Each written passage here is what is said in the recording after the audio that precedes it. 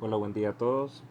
Pues vamos a continuar hablando de este tema relacionado con el centro de masas y, y quiero traerles un problema que nos va a servir de transición para una nueva manera, si se puede decir así, de poder evaluar el equilibrio estático que pueda tener objetos que estén conformados por figuras geométricas, bien sea definidas o no definidas. Entonces, les traigo en este caso este ejemplo de esta barra. Vean, vean que esta barra está sosteniendo a esas dos masas que la vemos aquí, ¿verdad? Estas dos masas. Y, y vean que lo interesante de esto es de que, pues, hay ciertos escenarios que nos da el sentido común de, por ejemplo, si yo les preguntara a ustedes, dónde deberíamos de sujetar este sistema para que este se mantenga en equilibrio. Entonces, vemos que si yo, por ejemplo, yo les dijera, por ejemplo, para este modelo que les traigo yo aquí, imagínense que yo les dijera que este objeto tiene un peso de 50 newtons, por ejemplo, y que este otro objeto también tiene un peso de 50 newtons. Entonces, vean que con solo tener identificado esto y decir de que pues los dos objetos son iguales, pues iguales en masa, pues yo podría decir sin ningún problema de que este sistema se va a mantener en equilibrio si yo vengo y lo sujeto en este punto, ¿sí? ¿Y por qué digo yo eso? Porque vean que si yo sujeto a este sistema en este punto, vean que si por ejemplo esta barra tiene una longitud L, entonces por acá yo tendría un L medios por acá y por acá yo tendría un L medios también. Entonces vean que si yo hablara de los momentos que podrían estar generando en este caso estos pesos, porque lógicamente aquí hay un vector peso, ¿no? Un vector peso que está por aquí. Imagínense que aquí yo podría decirte que está generando este peso, un torque 1, y aquí este está generando un peso del orden del torque 2. Entonces vean que si nos tocara a nosotros definir cuánto vale torque 1 y cuánto vale torque 2, pues vean que en magnitud ambas tendrían el mismo valor, o sea, sería W por L medio, ¿no?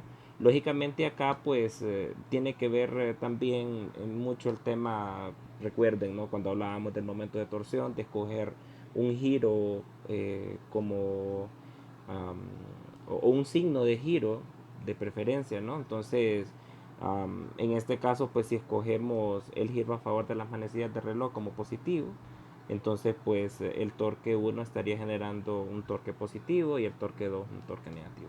Pero lo interesante de esto es de que vean que si yo vengo y hago esta sumatoria de torques, ¿no? Hago esta sumatoria de torques y pues yo digo, pues bueno, voy a sumar torque 1 más torque 2 y ver qué es lo que me genera. Vean que al sumar estos torques, vean que pues este sería menos W por L medios también, ¿sí?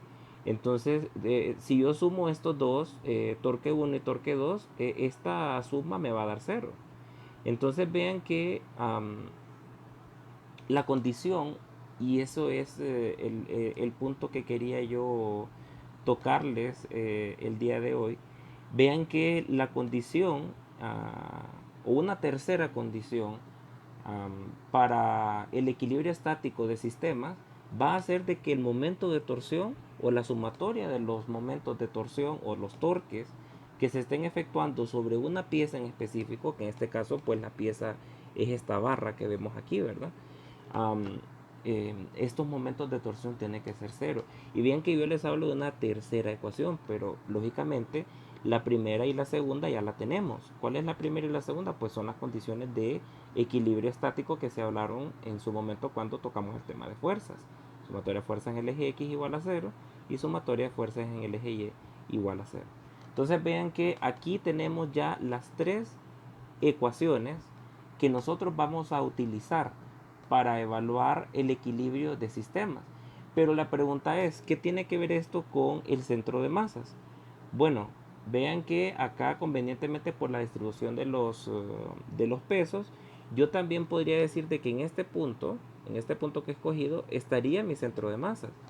Pero, ¿qué pasaría si yo vengo y redistribuyo estos pesos y pues coloco pesos de diferente valor? Imagínense que yo colocara unos pesos de, por ejemplo, que este bloque pesara 200 newton y que este otro bloque pesara 80 newton. Y pues aquí démosle aquí a esta barra una longitud, por ejemplo, de 3 metros. ¿Sí? Entonces, vean que si yo ahora coloco este momento de torsión y quiero nuevamente ubicarme en el centro, vamos a ubicarme aquí nuevamente en el centro, aquí, en ese que me ubique en el centro, vean que definitivamente ahora, si yo vengo y defino torque 1, pues vean que los W serían diferentes. Aquí tendría yo un W1, aquí tendría yo un W2. Bueno, dejémoslo en base a los números que habíamos dado, ¿no? Entonces aquí el peso 2, peso 1, y pues entonces aquí tendría yo un torque 1 relacionado con el peso 1 y un torque 2 relacionado con el peso 2. Entonces vean que definitivamente aquí en este caso torque 1 sería diferente de torque 2. ¿Por qué? Porque 200 por la mitad del brazo va a ser en este caso mayor que 80 por la mitad del brazo. O sea que definitivamente en este escenario torque 2 es mayor que torque 1. Entonces si torque 2 es mayor que torque 1, ¿qué es lo que va a pasar? Lógico, este sistema va a empezar a girar en este sentido. Y pues el sistema no va a estar en equilibrio. O sea que esto de acá no va a ser igual a 0. Entonces la pregunta es, ¿dónde deberíamos entonces de definir un punto de apoyo de tal manera que en ese punto de apoyo el sistema sí se mantenga en equilibrio? Y ojo con esto, colocar un punto de apoyo para que el sistema se mantenga en equilibrio. Y ese punto de apoyo, que lo voy a dibujar con este triangulito, ese punto de apoyo no sé dónde debería estar, pero sí sé que en ese punto mi sistema, o si habláramos del momento de torsión, la sumatoria de esos momentos de torsión van a ser igual a 0. Entonces, en ese punto en específico donde el sistema se mantiene en equilibrio, o sea, donde yo coloco un punto de apoyo y el sistema inmediatamente adquiere su punto de equilibrio, en ese punto definitivamente está el centro de masas.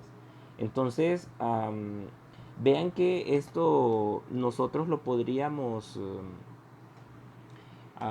plantear de esta manera. Vean que nuevamente colocamos aquí nuestro plano cartesiano, plano X, plano Y, nuestro punto de origen aquí. Y vean que ahora yo les he colocado a los objetos que estaban guindados en el escenario anterior o sujetados a esta barra.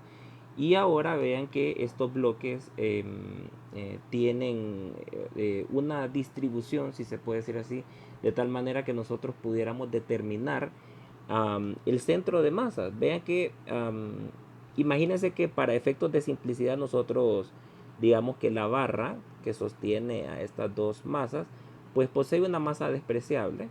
Si la m es despreciable de la barra, pues inmediatamente no se incluye dentro del modelo del centro de masa, ¿no? Tiene sentido. Si la masa es despreciable, entonces también su centro de masa es despreciable. Entonces no lo vamos a incluir y prácticamente vamos a estar analizando este objeto y este otro objeto. Entonces vean, como es un cubo, lógicamente tiene su centro geométrico en la mitad. Entonces, casualmente por acá está su masa, ¿no? Aquí está concentrado su centro de masas de este bloque y este es su centro de masas del otro bloque. Entonces, imagínense que nosotros viniéramos y como les decía yo en el problema anterior, que esto tuviera 3 metros, que la barra tuviera 3 metros de longitud. Bien, entonces si la barra tiene 3 metros de longitud, vean que podemos nosotros utilizar el modelo que les hablaba yo anteriormente del, del centro de cómo encontrar el centro de masas para sistemas de objetos que estuvieran unidos entre sí. Y si ustedes recuerdan, la ecuación que yo les daba era esta, ¿no? XM igual a la sumatoria desde 1 hasta n de los m sub i por los x sub i barra dividido entre la sumatoria de los m sub i. ¿Sí? Entonces vean que en este caso nosotros tenemos dos objetos, tenemos al objeto 1, tenemos al objeto 2, entonces nuestra sumatoria pues será hasta 2, ¿no? Entonces esto tiende a 2, y entonces sería aquí esto m1 por x1 barra más m2 por x2 barra, ¿sí? Y todo esto dividido entre la suma de m1 más m2, ¿sí? Entonces, vamos a hacer algo. Vean que vamos a aprovechar la coyuntura para hacer lo siguiente. Imagínense que qué pasaría si yo vengo y les digo vamos a multiplicar y dividir por la gravedad. Imagínense que yo vengo y a este término que está aquí lo multiplico por g, y lógicamente para no alterar la ecuación yo aquí también lo multiplico por g. Entonces vean lo que ocurre. Si yo hago esta operación, entonces mi ecuación quedaría algo así. Vamos a tratar de multiplicar este término ahora.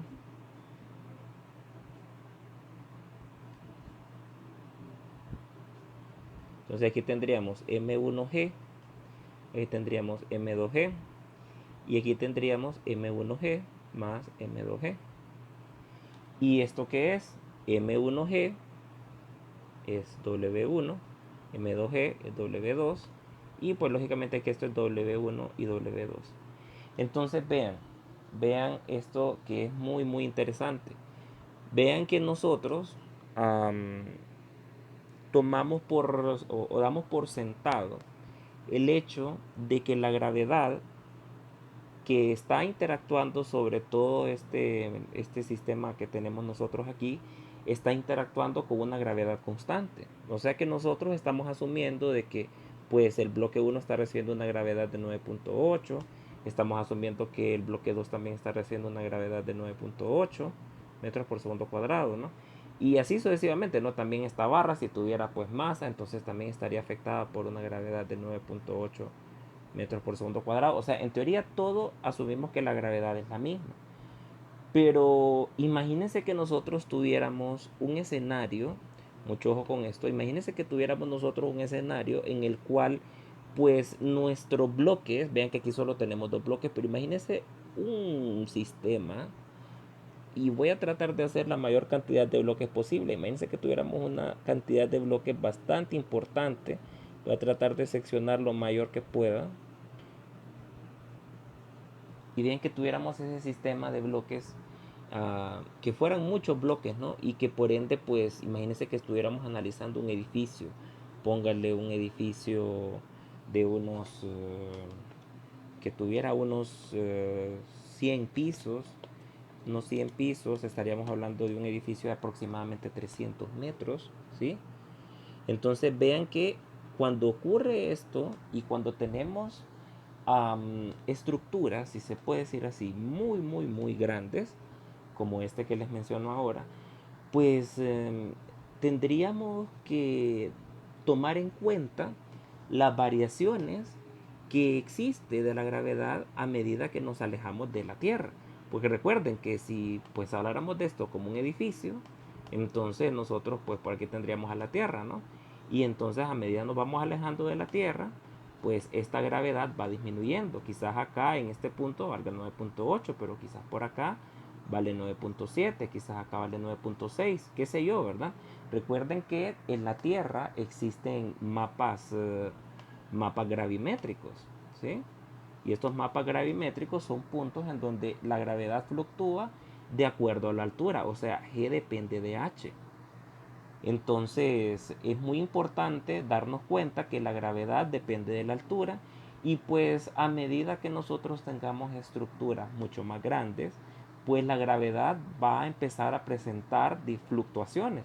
Entonces vuelvo a este punto, quizás para este conjunto de estos tres bloques que tengo por aquí yo tendría que hablar entonces de una G1, quizás para estos sistemas de bloques por acá yo tendría que hablar de una G2, quizás para estos bloques de una G3, una G4, etcétera.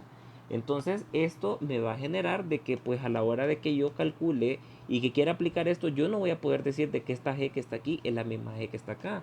Entonces tendría que en este caso hablar de una G1, de una G2 y aquí también de una G1 y de una G2.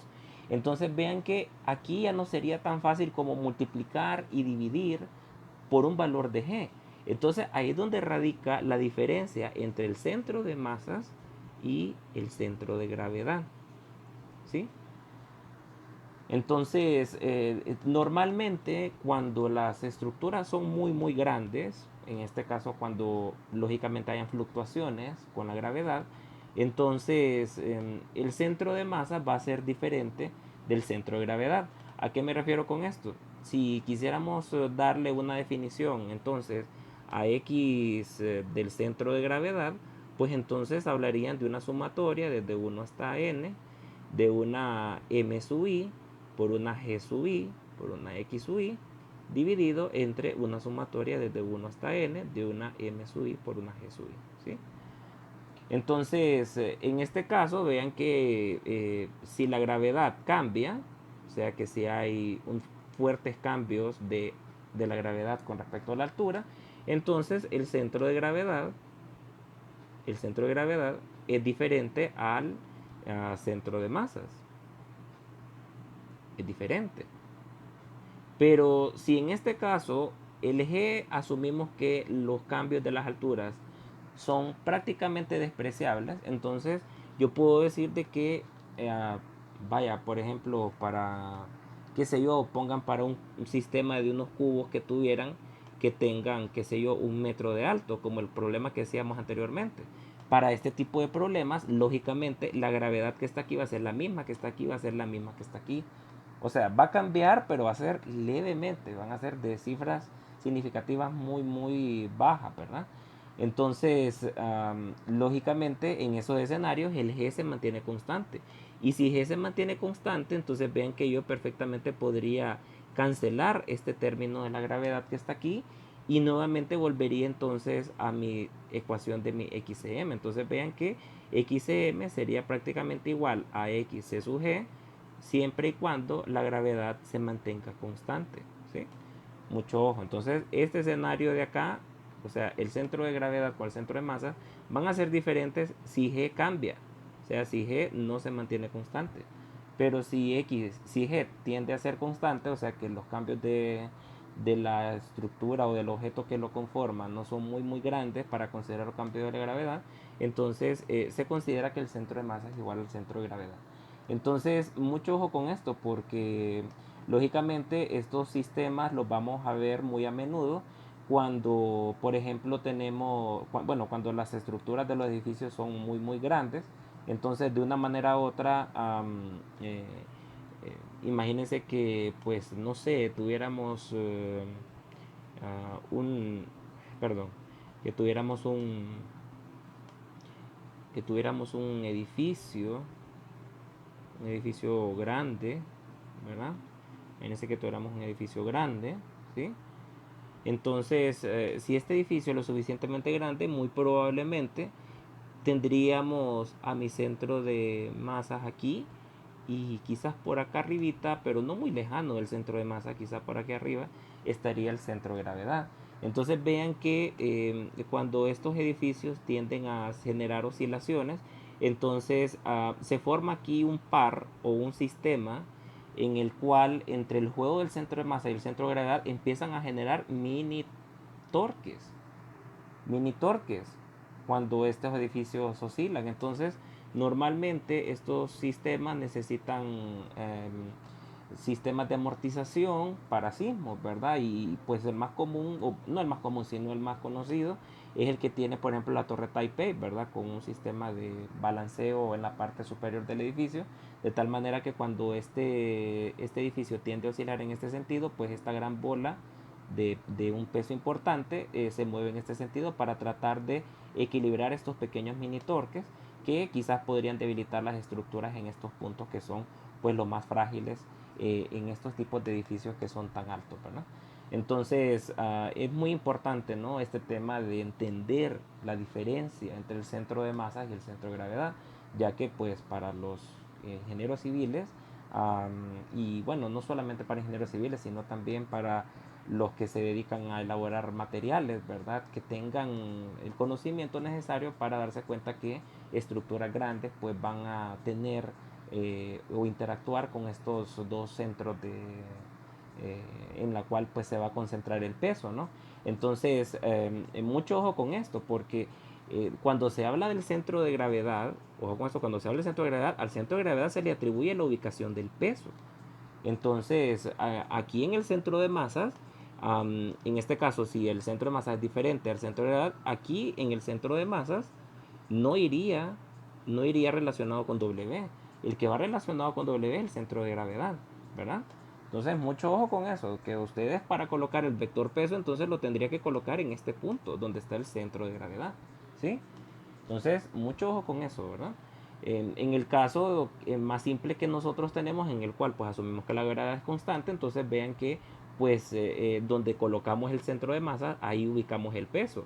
Pero esto ocurre solamente cuando tenemos este escenario, cuando la gravedad es constante, ¿sí? Bueno, me extendí un poco en esto y quería tocarles este tema porque definitivamente es importante que ustedes se den cuenta de que existen estas dos definiciones y que algunas veces es un poco confuso, ¿no? De tratar de entenderlas, pero sí quiero que se queden con eso, ¿no? De que el cambio de o la diferencia del centro de masa con el centro de gravedad va a ser si la gravedad cambia respecto a la altura, ¿sí? Bien, entonces, volviendo al problema que teníamos aquí anteriormente, disculpen que me he extendido un poco, ¿verdad? Con esto, pero sí quería tocárselos, este tema. Entonces, vean que, pues, en este caso, pues nosotros tenemos una gravedad que no va a cambiar, o sea que vamos a estar en este escenario y normalmente en todos los problemas que nosotros vamos a resolver, vamos a estar concentrados en este modelo en el cual el centro de masa es igual al centro de gravedad. Entonces acá yo perfectamente puedo hacer aquello que les mencionaba yo, de multiplicar gravedad por acá y dividirlo entre la gravedad y operar y que me quede pues prácticamente este modelo, ¿no? Entonces vamos a tratar de borrar un poco acá, ¿verdad? Porque sí quiero que mantengamos la idea de lo que estábamos discutiendo. Entonces vamos a hacer una pequeña limpieza por aquí. Entonces, bueno, vamos a borrar todo esto, ¿sí?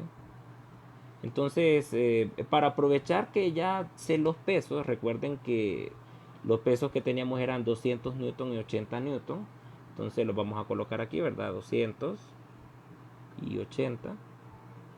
Entonces quedamos de que G lo puedo poner acá y lo puedo poner acá. Entonces esto se me convierte en W, ¿no?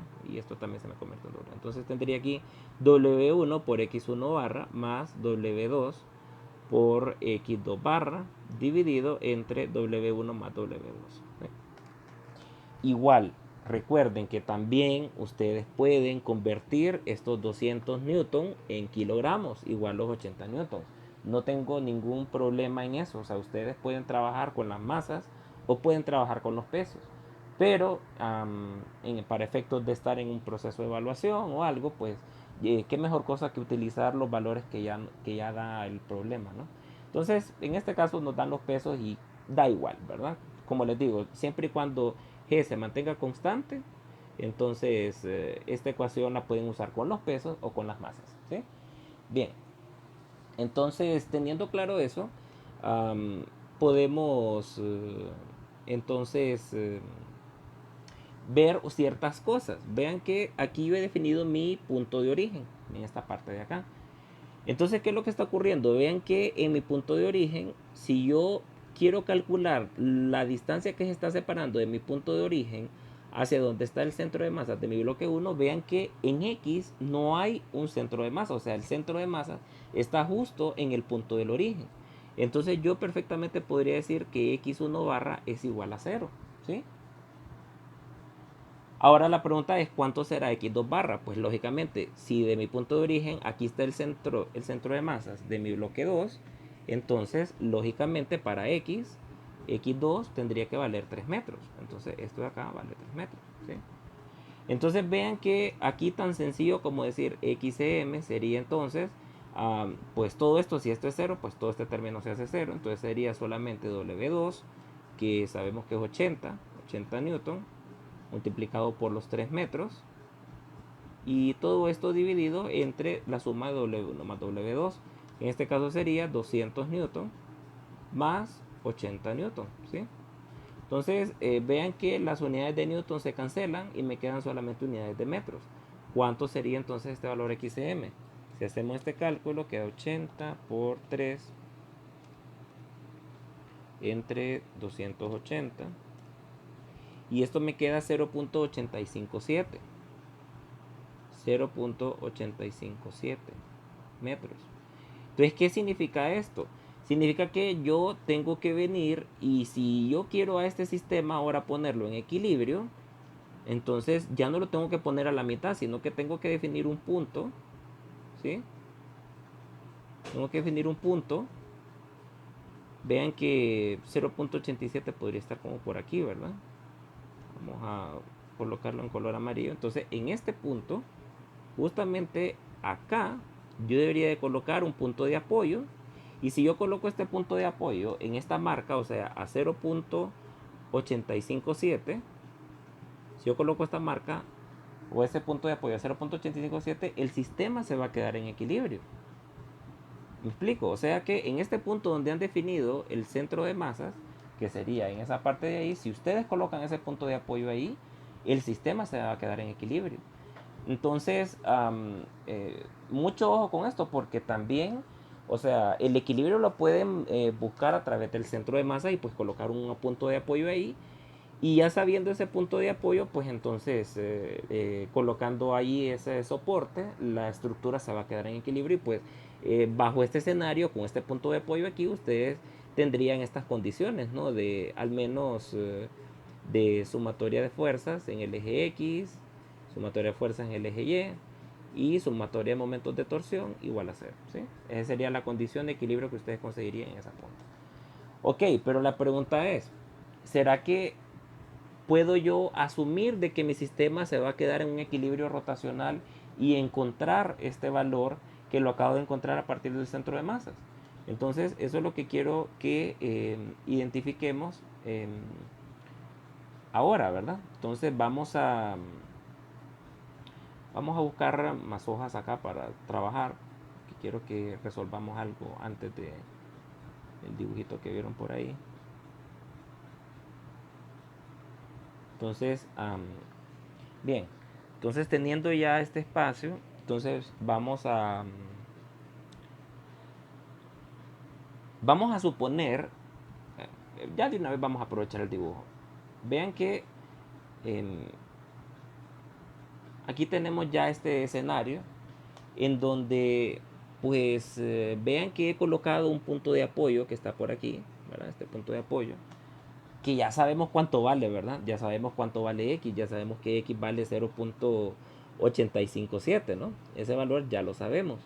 Pero la pregunta es, ¿será que nosotros a través de un modelo de, de equilibrio estático podemos encontrar ese punto de apoyo para que el sistema esté en equilibrio? O sea, puedo decir yo, ok, quiero que mi modelo esté en equilibrio, entonces mis momentos de torsión van a tener que ser igual a cero. Entonces la pregunta es, ¿se puede aplicarlo? Claro que sí. Solo que recuerden que cuando nosotros hablamos del momento de torsión, el momento de torsión es aplicado, ojo con esto, el momento de torsión es aplicado en un punto específico del objeto en cuestión que está sufriendo o en este caso soportando fuerzas. O sea, si yo voy a hablar de un momento de torsión y yo quiero aplicar esa ecuación del momento de torsión, yo tengo que definir cuáles son los puntos en los cuales yo podría evaluar ese momento de torsión, esa sumatoria de momentos de torsión igual a cero. O sea que vean que aquí yo podría en esta barra colocar esta marca de aquí o esta marca de aquí o esta marca de acá para poder evaluar el momento de torsión. Ustedes dirán, ¿y solo esos tres puntos? No, la verdad que ustedes pueden a lo largo de la barra escoger el punto que ustedes quieran. Lo importante es de que ustedes al escoger un punto, imagínense que este último punto ustedes le nombren un punto A. Lo importante es de que ustedes le den una letra o que le den un símbolo o una marca en específico que digan estoy evaluando momentos de torsión en ese punto. Y que ustedes lo aclaren en la ecuación. O sea que si están evaluando momentos de torsión en A, entonces su sumatoria de momentos de torsión van a ser en A. ¿Verdad? No van a ser en otro punto, porque si ustedes vienen acá y dicen que esto es B, entonces ustedes lo que van a tener que hacer aquí es encontrar un momento de torsión en B. Un momento de torsión en B. Si quieren encontrar en este punto C, entonces van a tener que hacer una sumatoria de momentos de torsión en C. Entonces, independientemente de donde ustedes quieran colocarse, lo importante es de que identifiquen el punto donde van a evaluar su momento de torsión y que y bueno, lógicamente que escojan el giro, ¿no? Normalmente, como yo les he explicado anteriormente con el tema de dinámica rotacional, yo siempre escojo el giro a favor de las manecillas de reloj como positivo, o sea que todas fuerzas que generen a través de ese punto que he escogido como mi punto de evaluación de momento de torsión, todas las fuerzas que generen momentos de torsión a favor de las manecillas de reloj, entonces van a ser momentos de torsión positivos. De lo contrario, serán negativos. Ok, entonces borremos todo esto que les acabo de colocar yo aquí. Y la pregunta es, bueno, ¿cómo puedo hacer yo acá para encontrar el valor de X? Vean que aquí tenemos como objetivo común encontrar este valor de X, ¿verdad? Entonces, aquí ustedes, como les digo, pueden evaluar el momento de torsión donde quieran, pero aquí tienen que ser un poco astutos y darse cuenta de que a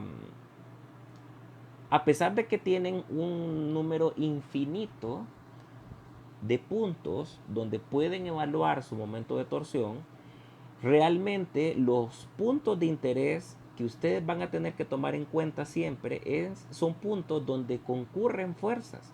¿A qué me refiero con esto? Imagínense que ustedes tienen esta barra que está aquí y vean que es bastante evidente dónde están concurriendo fuerzas. Porque aquí está un punto de apoyo, ¿no?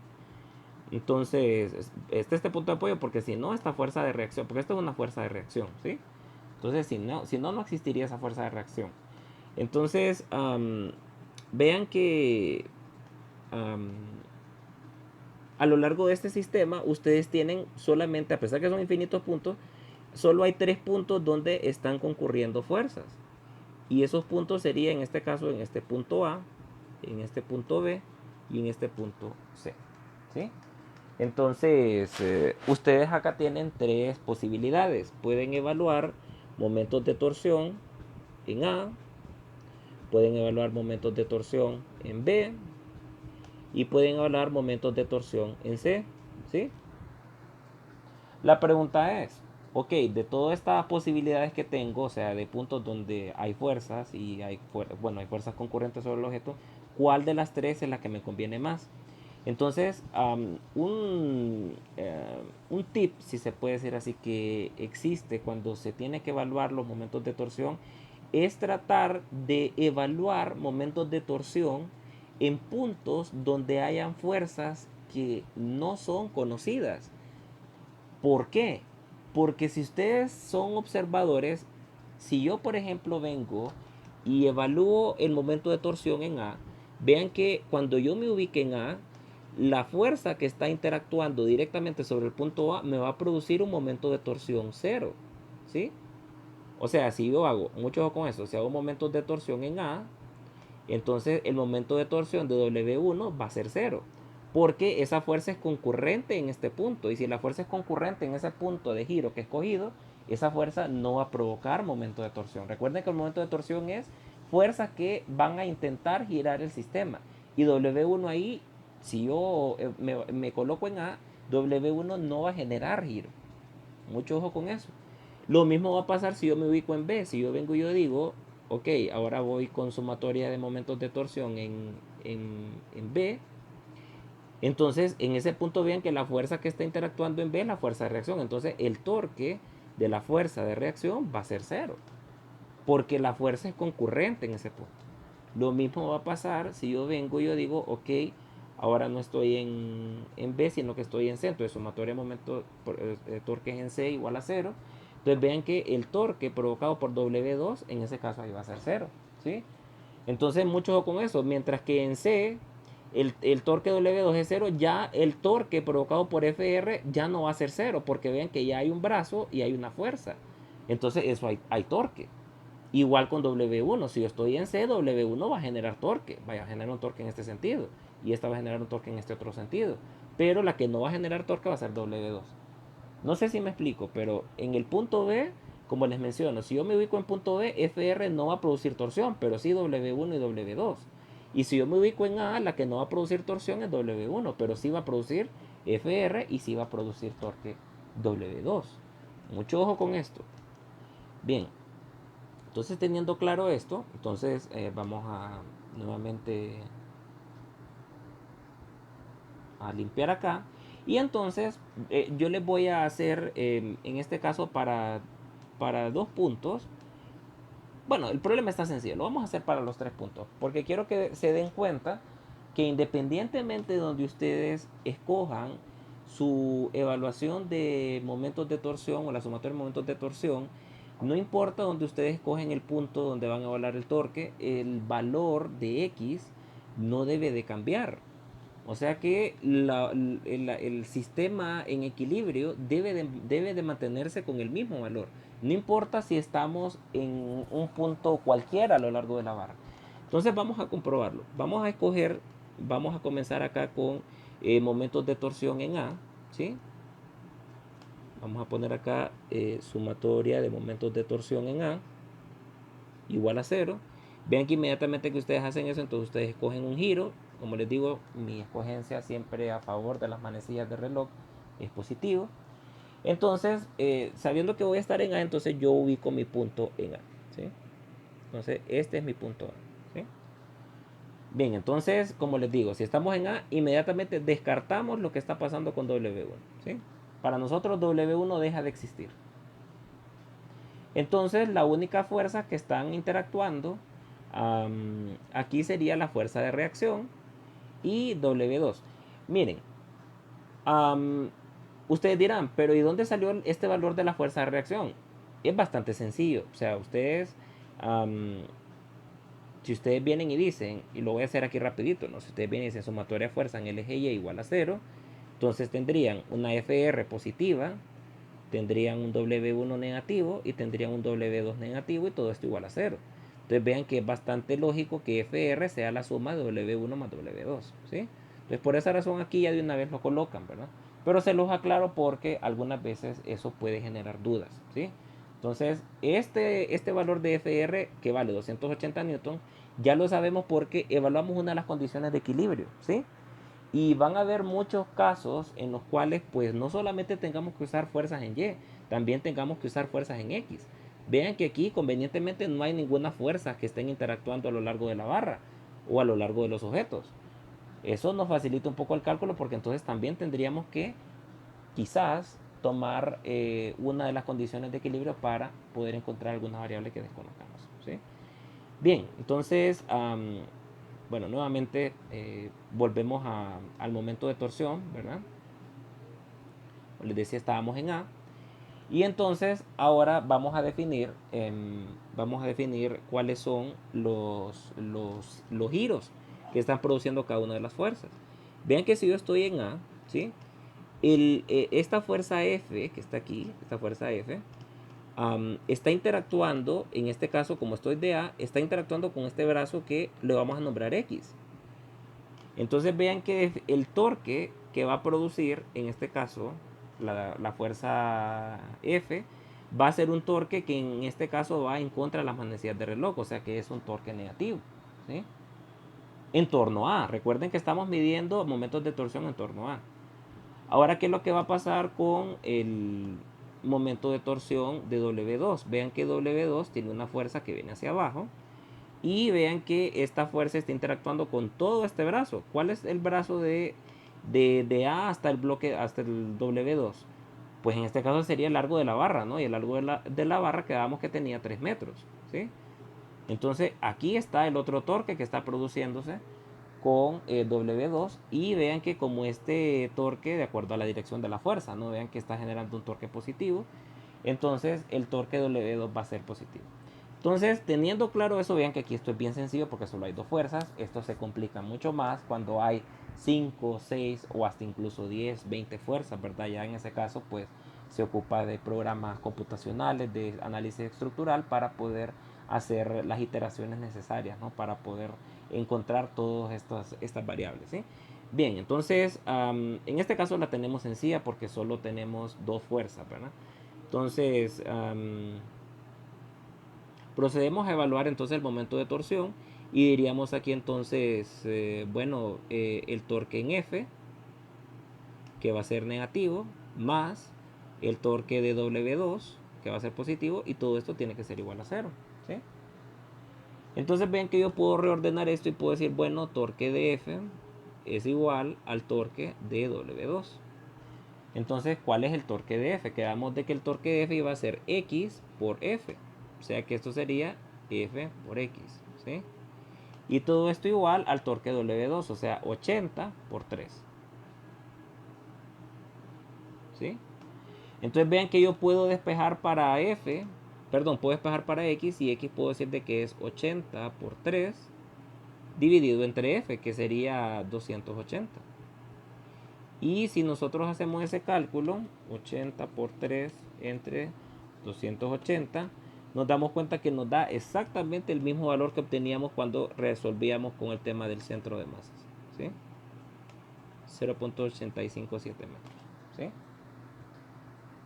Ok, ya probamos con momentos de torsión en A, ahora vamos a probar con momentos de torsión en B.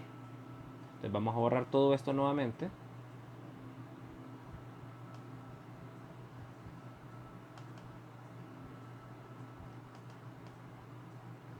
Y ahora, momentos de torsión en B igual a 0. Entonces, mi punto B lo voy a definir. Bueno, ya aquí está el punto O, ¿verdad? Vamos a aprovechar que ya está la nomenclatura ahí, lo vamos a poner de acuerdo a lo que nos indica el problema. Sumatoria de momentos en O, ¿sí? Igual a 0, ¿sí? Bien, entonces, ay, disculpen, este lápiz está un poco bien. Aquí, así. Sumatoria de momentos de torsión en O igual a 0. Entonces, ahora venimos y hacemos exactamente el mismo procedimiento. Si ahora nuestro punto de apoyo está aquí, entonces ahora yo tengo que definir qué es lo que está... Bueno, si estamos aquí nos olvidamos de F, ¿verdad? Ya no existe F para nosotros, porque está concurrente en ese punto, ¿sí?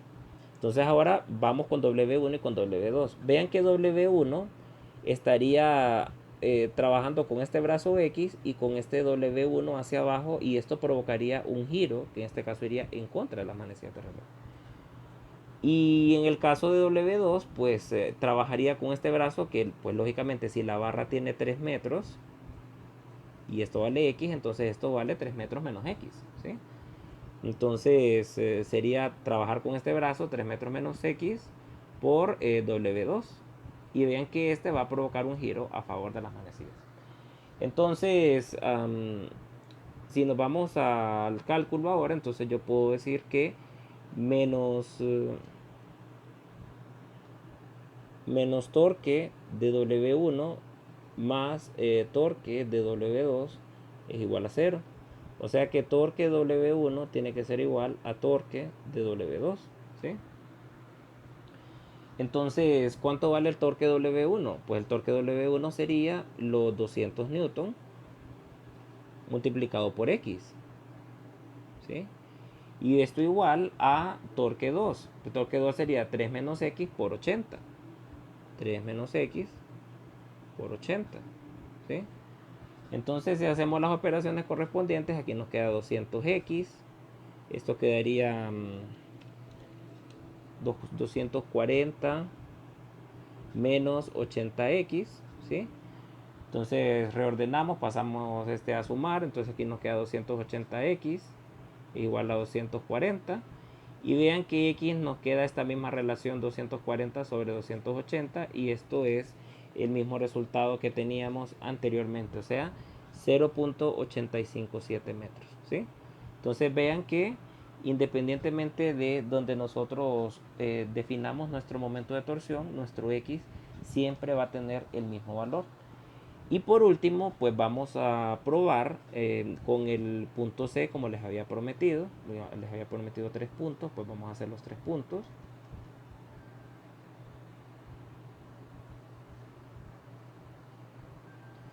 Y entonces pues venimos y decimos, bueno, sumatoria de momentos en C, pues vamos a venir aquí a este punto como punto C. Entonces sumatoria de momentos de torsión en C igual a 0. Nuevamente el giro a favor de las manecillas positivo. Y entonces pues el mismo procedimiento, ¿no? Entonces venimos y nos olvidamos de W2, ¿verdad? Porque W2 está exactamente en el punto C. Y solo pues vamos a operar ahora con F y vamos a operar ahora con W1, ¿sí? Entonces, aquí en este caso para vean que para el punto C, F estaría trabajando con este brazo, que ya sabemos que es 3 menos X, ¿sí? Y la fuerza F iría en este sentido. Entonces vean que esto va a generar un torque en este sentido que sería positivo, ¿sí? O sea que esto va a querer girar para acá, ¿sí? Y en el caso de W1, vean que W1 va a operar ahora con el brazo de 3 metros, que es todo el largo desde el punto que hemos escogido hasta donde está el W1, con su fuerza W1. Y esto va a provocar un torque en contra de la manecilla de reloj, o sea, negativo. Entonces, teniendo claro eso, entonces venimos y planteamos y decimos, bueno, momento de torsión de F va a ser positivo, menos el momento de torsión de W1 y todo esto igual a 0. Entonces torque de F es igual al torque de W1. ¿Cuál es el torque de F? Pues sería los 280 por 3 menos X y W1 pues sería 200 por 3, ¿sí?